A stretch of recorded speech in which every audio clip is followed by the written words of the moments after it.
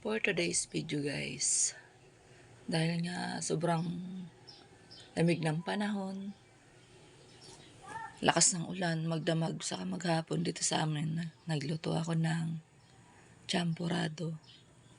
Tapos pinarisan ko ng dilis.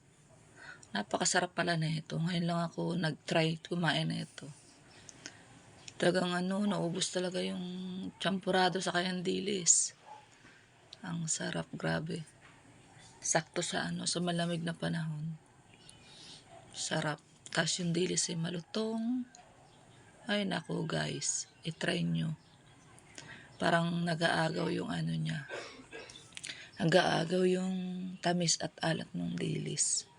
Ang sarap pala. Sa mga naghanap ng ng pagkain para sa tag-ulan, i-try nyo na yung try nyo yung champurado with dilis. Ang sarap talaga ng kain ko dyan. Tingnan nyo yung mata ko guys. Yung mata ko naman magpakatutulog. Yan. Napakasarap naman talaga. Sira na naman po ang diet ni Tinay. Sige, subo. Ako lang na huling kumain guys. Mga anak ko sa kayo asawa ko na nang kumain. Ayan. Ninanamnam ko pa talaga yung yung pagkain ko ng champurado. Masarap talaga siya.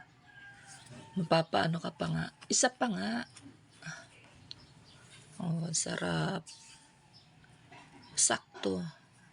Ang lamig ng panahon. Nandito lang ako sa loob ng kwarto maghapon. Nakahilata. Pag nagutom, kakain. Yeah. Champ.